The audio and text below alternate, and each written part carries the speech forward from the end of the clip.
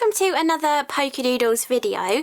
In today's one I'm showing you the fantastic Sketchy flower stamps and also Minimalist art colour block stencils that you can create these fantastic designs with, and I have actually teamed these up with the Stamp and Spin. However, if you don't have a Stamp and Spin or any kind of way of creating a circular motif like this, you can easily just eyeball it as well. Just stamp, I tend to do top one first, then bottom one, the two sides, and then stamp in between, and you can definitely get very similar effects to this. Or you can just use some of the larger flowers and do a card like this using those beautiful minimalist colour blocks to add your colour to your designs as well. Great if you don't like colouring in your images, it's a fantastic way to add colour. But here's just a couple of examples in this video of how you can use this. So this card here is using the Happy Spring Sketchy Flowers stamps, and I have done Happy Spring as the sentiment on here, just doing a doodled border around the edge, stacking the sentiments on top of each other and cutting it into a wonky rectangle to go in the centre. And for this one I've used this stunning butterfly here and stamped it 8 times in a circular wreath, mixing and alternating the colours Clear Skies and Remember Me from the Simon Hurley ink pad collection.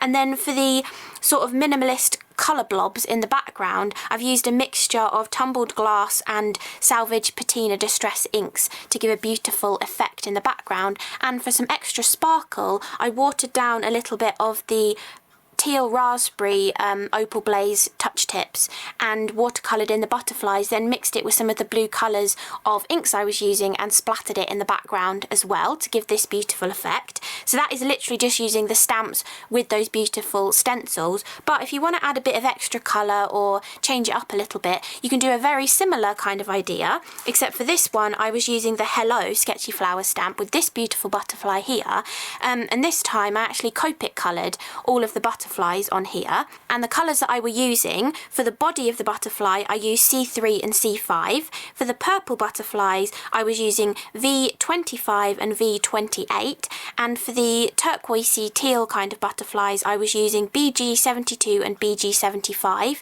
if you would be interested in using the same colour scheme. And also for the minimalist blobs in the background I was using Lost Shadow distress ink and layering it up a little bit, and again watered some down and splattered it in the background too, just to give a really subtle kind of use of these beautiful blocking stencils. You can go for background kind of ideas, or as I showed in this one, you can use them to actually add the colour to your images as well, and it looks fantastic. It just gives a completely different look.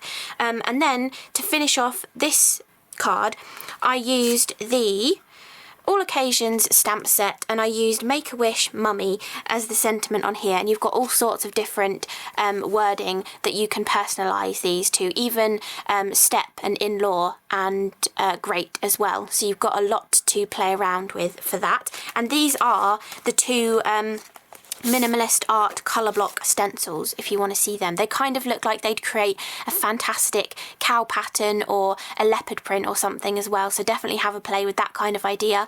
But they work brilliantly with these gorgeous sketchy flower stamps as well.